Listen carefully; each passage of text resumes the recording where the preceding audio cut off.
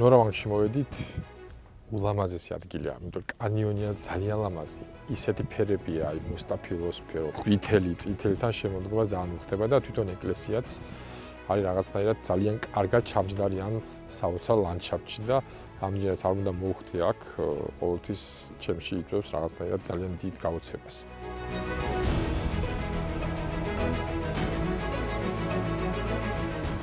1205 წელს აშენებული ხოვანესის მიერ, ეს არის თამარის პერიოდი, რატომ გულისხმობს სომხეთს ამ შემთხვევაში თამარის პერიოდი, რადგან ამ შემთხვევაში სომხეთის ეს ნაწილი მაშინ შემოდის ერთიანი საქართველოს დიდი სახელმწიფოს შემადგენლობაში და მას ყავს ცალკე სიუნიქის მმართველი, რომელიც იყო ერთ-ერთი წარჩინებული სამეფო კარზე.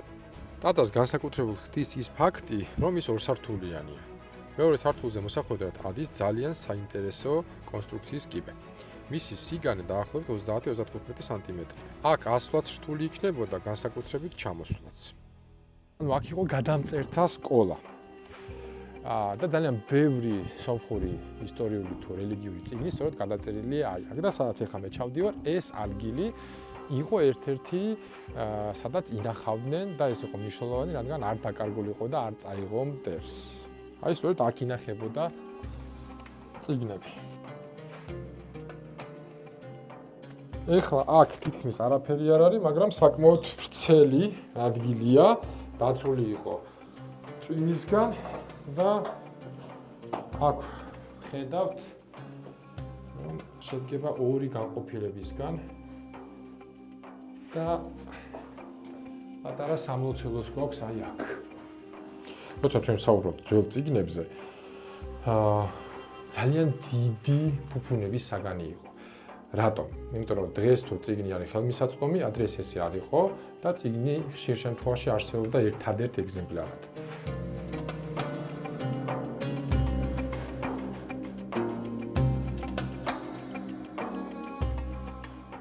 ეხლა შემოვედით პირველ სართულზე, რომლის ძირითადი ფუნქცია, გარდა იმისა, რომ რა თქმა უნდა არის ტაძარი, ძირითადად იყო განსასვენებელი. ხოლო მეორე სართული ძირითადად იყო უფრო სამლოცველო. რა ძალიან საინტერესოა, ეს ტაძარი ეკუთვნოდათ ორბელიანებს. ორბელიანები არსებობდნენ სომეხი ორბელიანები და მათი აქ გადმოსვლა განაპირობა ცნობილი დემნას აჯანყება, დემნა ეს იყო გიორგი მესამეს ძმისშვილი, დემეტრეს შვილი, ანუ თამარის ბიძაშვილი, რომელმაც მოაწყო აჯანყება, რადგან ის ხვდებოდა, რომ ბიძამისი არ აპირებდა ტახტის მისთვის გადაცემას და მისი სიმამრი იყო იოანე ორბელი. და მათ ერთად მოაწყვეს აჯანყება და აჯანყება დამარცხდა, შესაბამისად ორბელების გვარის ნაწილი გამოიქცა აი აქ ამ ტერიტორიაზე, სომხეთში და უკვე მაგ განაგრძეს თავიანთი მოღვაწეობა. და აქ რამოდენიმე ათეული ორბელიანია დასაფლავებული, ოღონდ საუბარია სომეხ ორბელიანებს. ამ ტაძრის აშენების ინიციატივაც მათია.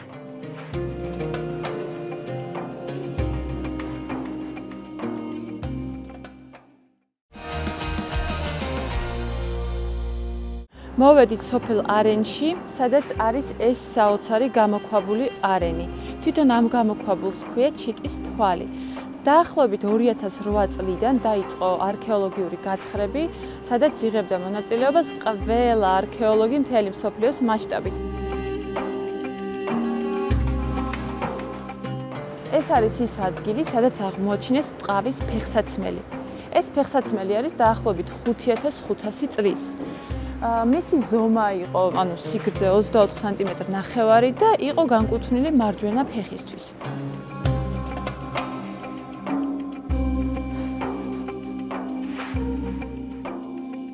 აქ არის ნაპოვნი ძველი მეღვინეობის ადგილი, სადაც აღმოაჩინეს ყურძნის წიფწა.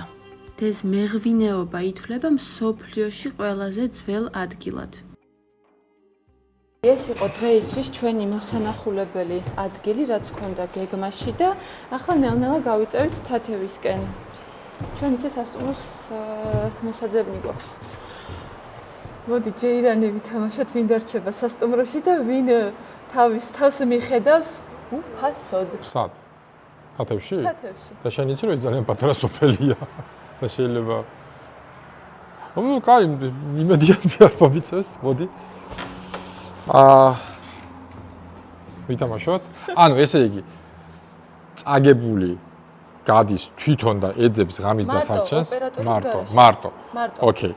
და მოგებული ფულს არაფერს აბსოლუტურად. უფასოდ ჭამა სმა დაძინება უფასოდ. შენ არ გაგიჭირდება. კომპლიმენტები მიღებ. კაი, მოდი. ჯეირანი. ეს რა იყო? რაღაც თავიდან. ჯეირანი. ჩავარდით. წავაგე? წავაგე. ორამდე ორ თამაშო? არა. ანუ ეს შენ თვითონ ეძებ შენთვის სახლკარს. კაი. ანუ ესე იგი შენ მე ხა დავიჯავშნი სასტუმროში. შენ მიდიხარ სასტუმროში და მე მივდივარ. შენ არ ვიცად მიდიხარ. ანუ მე უნდა ვიპოვო დასარჩენი. შენ უნდა იპოვო დასარჩენი. ვაი დედა. უსასყიდლოდ. უსასყიდლოდ, ოკეი. აბა ჩაწვა თათევი. თათევში დასარჩენების მეტი რა არის? წამო თორე. მაშინ ცოტა ადრე ჩავიდეთ რა. ამის 12 წელი უნდა. შვენიერი სასტუმრო. ჯავშანი. ვაი. კაი და მე ვნახავთ ვინც უფრო გაუმართლებს.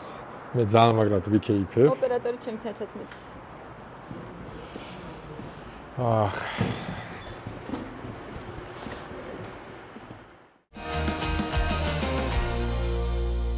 დღეს მიწევს ღამე დარჩენა, საერთოდ არაფერი არ აქვს დაგეგმილი. თათევში ნამყოფიც არ ვარ.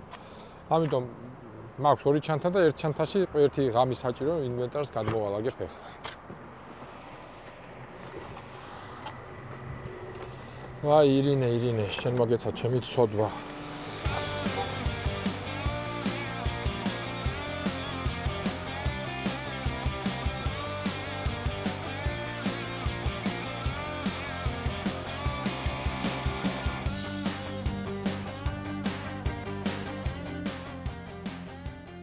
რადგან და ვინაიდან ჩვენ მოგებულმა მხარემ უკვე გადავწყვიტეთ სად ვრჩებით და ალექსანდრეს მოსაძებნი აქვს.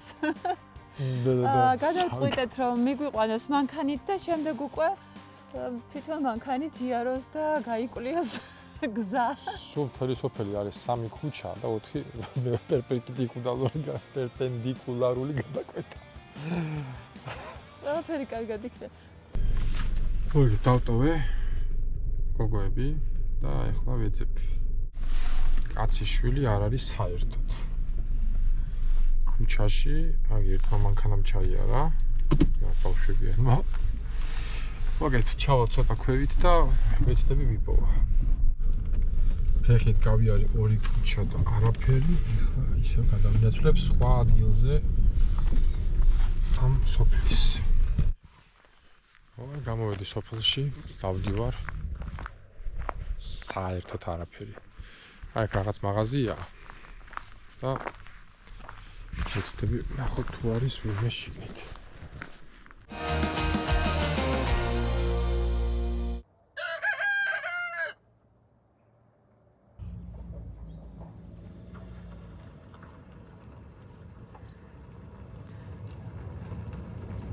მოვიდა ნეტავსად ეძინა. გამოიარა ნივით არმენა ვიღაცა ვინც ჩემო მომავალ მამას პინძელმა და რაღაცა უთხრა სომხურად, იმა რაღაცა უთხრა და უცოდ გაიქცა. მეთქი რა ხდება? არაო, ეს ამასთან შეგიძლიაო დარჩეო რა. ერთ-ერთი ცოტა მორიდებული კაციაო, მეღვინეაო და ქართველი რო ხო ღვინოს გავასინჯებო რა. და ოღონდ გაიქცა, ეხაო რომ სტუმრისთვის ოთახი რაც მაქვს უნდა გავათბო მაშინო რა და გაიქცა. მე ცოტა ხანი ამ მაღაზიის გამყიდველმა დამალევია რაღაცა საშინელება. ძალიან მაღალგრადუსიანი 2 თუ 3 ხუხე. და მე წავედი ამ არმენასთან. მოკლედ შევედით ღვინის მარანში, დავაგემოვნეთ ახალი წლევანდელი ღვინოები, რომელიც დაგვინებული არ იყო ბოლომდე. ძველიც საკმაოდ კარგი იყო. ავედი, დავიძინე ძალიან თბილად, კარგად იქეც. მოკლედ ჩვენმა ჯეირებმა ნახე გაამართლა. შეიძლება გეგონა რომ ვერ ვიპოვედი და მოვიცოცხლებოდი რომ დავიძინე და სასტუმროში არ გამოვიდა. მოგეთ ისე თქვა მინდა, სტუარ მას მიმძლობა, იციან ყველგან თუ არა მეტნაკლებად ყველგან. საერთოდ უცნობ თის სოფელში, სადაც ღამის დაახლოებით 10-11-ის ნახევარზე რომ ვიღაცა მიადგება, მართლა მიადგება და თქოს რომ ღამე გამათევინეო, მართლა გამოვიდა. ასე რომ ძალიან დიდი მადლობა აქაურობას.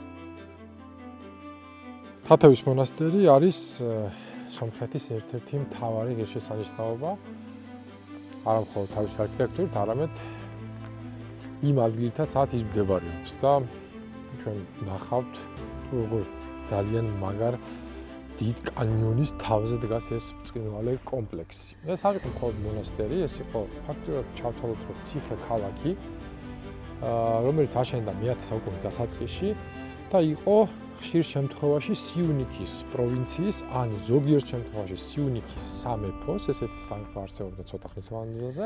აქედან გამომდინარე, ეს ადგილი წარმოადგენდა როგორც პოლიტიკურ, ასევე კულტურულ ცენტრსაც. მე-14-მე-15 საუკუნეში აქ არსებობდა სკრიპტორიუმი, აქ ხდებოდა წიგნების გადაწერა, აქ იყო ასევე აკადემია და ასე შემდეგ და ასე შემდეგ. ბევრი რამ, რაც დღეს შემონახული არის სომხეთის ცენტრალურ მუზეუმში მატენადარში. შუა საუკუნეებში, განსაკუთრებით მე-11-მე-13 საუკუნეებში, იმდენად ძლიერი პოლიტიკური ცენტრი იყო, არა მხოლოდ რელიგიური ცენტრი, რომ მონასტერს გადასახადს უხდიდა დაახლოებით 650-მდე ოჯახი მიმდებარე სოფლებიდან.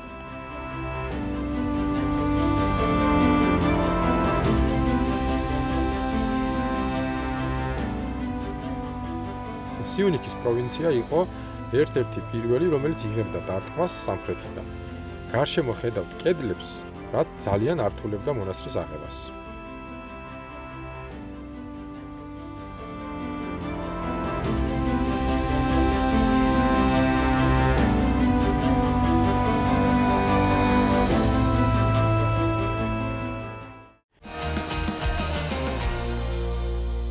მოვიარეთ ტათევის არაჩვეულებრივი მონასტერი, რომელიც მართლა განსაკუთრებული არის თავისი ხედებით და თავისი არქიტექტურით და მოვედით სოფელ ტათევის კიდევ ერთ ღირსშესანიშნავ ადგილას, ეს არის ეს საბაგირო გზა, რომელიც ჩაწერილი არის გინესის რეკორდის წიგნში, როგორც ყველაზე გრძელი ორბაწრიანი უწყვეტი საბაგირო. მას აქვს მხოლოდ 2 გაჩერება. პირველი აქ არის და მეორე არის 5 კილომეტრსა და 700 მეტრში. წარმოიდგინეთ, რამხელა გზა უნდა გავიაროთ. ფასი არის 7000 დრამი, რომელიც დაახლოებით 50 არის. უნდა გავისეირნოთ საბაგიროთი, მაგრამ გვაქვს პრობლემა.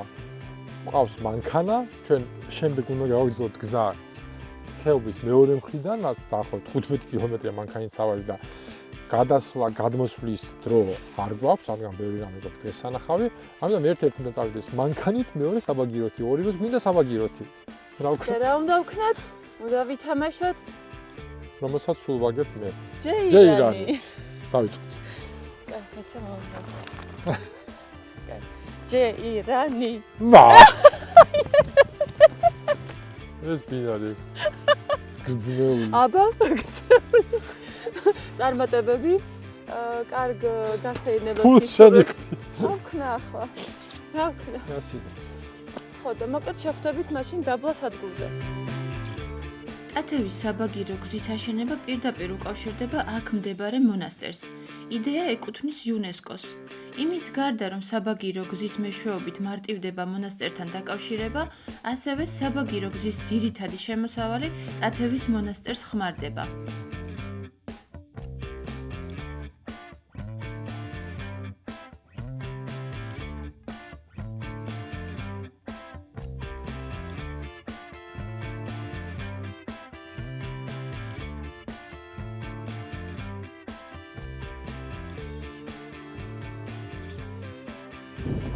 ძალიან კარგი იყო.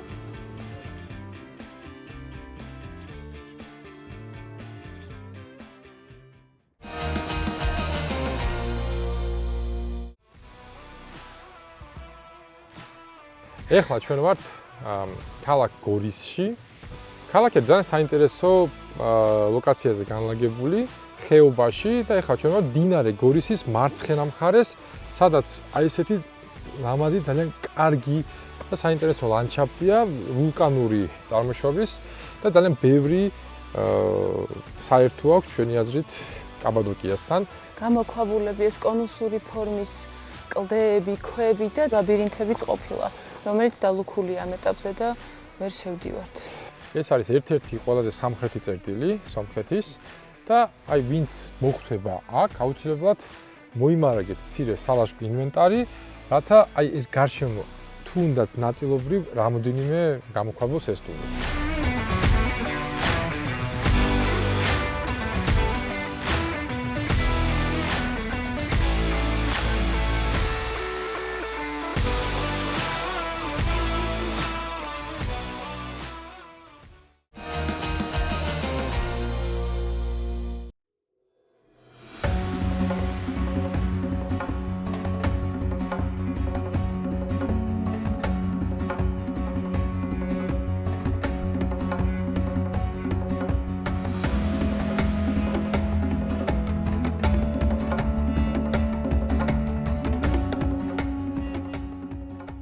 ეს არის ხძორესკის დაკიდული ხიდი, რომლის სიგრძეც არის 160 მეტრი და გადის 63 მეტრის სიმაღლეზე. წავალთ ახლა ამ ხიდზე, გადავალთ და იქითაც რაღაც საინტერესო ამბები გველოდება იქით მხარეს. და ერთს დავამატებ, რომ ეს არის ადგილი, რომელიც არ ვიცოდი ირა მოძებნა და ვარაი რა ვიცი, აი მართლა ხო მოლოდინი რო გაქვს და იცი მაინც ახლა რომ მოდი ხა რაღაცები რო ნახო და აი თათები, აი კარგია და ასე შემდეგ.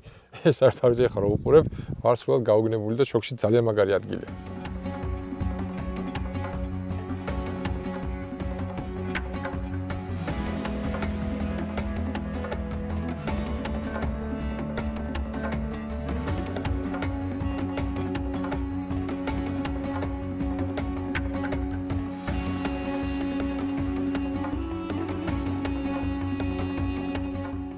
ეს ძველი ქალაქი ტერასული ტიპის არის. ხედავთ კიდევაც ალბათ, რომ არის პირველ სართულზე გამოქვაბულები, შემდეგ მეორე სართულზე მესამეზე და ასე შემდეგ. უკვე ძალიან საინტერესო და ძალიან ლამაზი არის საქაურობა და მე მგონი მეორე სართულზე რომ ავიდეთ, კიდევ უფრო საინტერესო იქნება.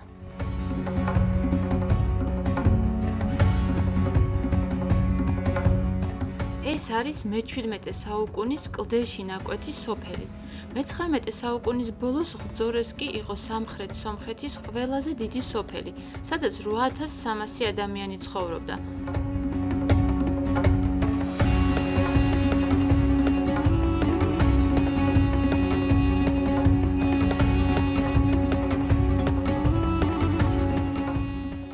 ამ კიბეების ასვრის მაგივრად შეგვიძლია გამოვიყენოთ ტაქსის სერვისი, რომელიც off-road-ით აგვიყვანს ზემოთ პარკინგამდე, სადაც გავაჩერეთ მანქანა. და ეს 1000 დრამი დაახლოებით 7 ლარი.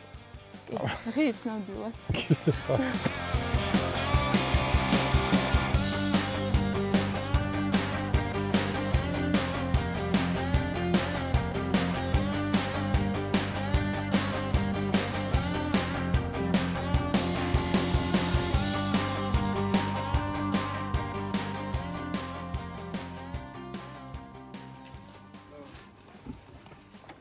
როგორი იყო? კაია, ну, მოკლე. კარი მიკეტეკე. მოკლე. ნახვამდის.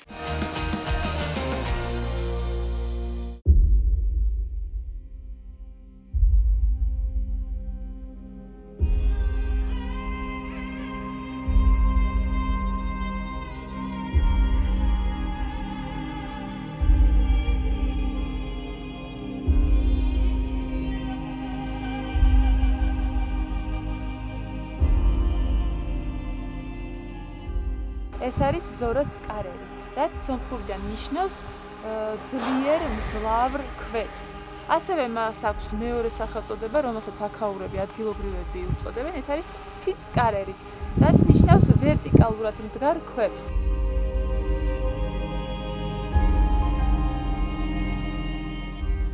ძალიან საინტერესო ფორმა აქვს, ორი წრე გარშემო, თვითონ ეს ქვაყელის წრე და შუაში აქ არის სივრცე. და ძალიან წააგავს ყორღანის გულს. ეს შეიძლება იყოს ასევე რომელიმე ტომის ბელადის სამარხი. დაახლოებით არის გვიანი ბრინჯაოს ხანის პერიოდის, ეს არის მე-18-მე-16 საუკუნეები ჩვენს წელთაღრიცხვამდე. დიდი ალბათობით ეს იყო ობსერვატორია, რაზეც მიანიშნებს ქვების განლაგება, ნახვრეთები და ცენტრალური დასაკვირვებელი ადგილი, რომელიც მიწის ქვეშ მდებარეობს.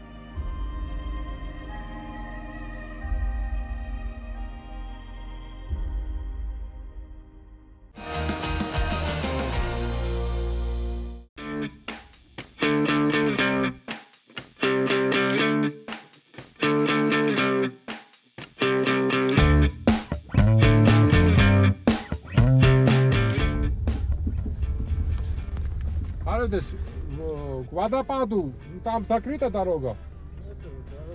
Да можно, да? Да. Окей, что на колесе?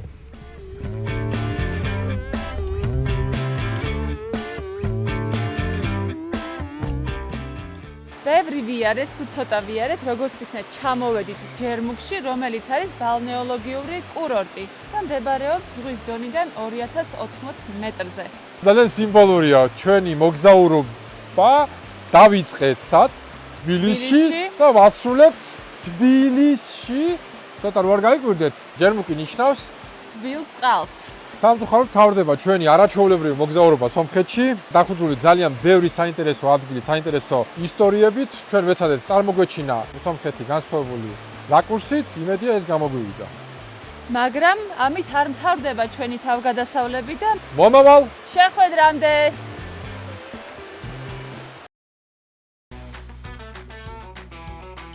შემდეგ გადაცემაში ზღაპრულ კვიპროსზე გადავინაცვლებთ. მოვინახულებთ ლარნაკას მთავარ ღირსშესანიშნავ ადგილებს და აღმოსავლეთ კვიპროსის ულამაზეს სანაპიროს.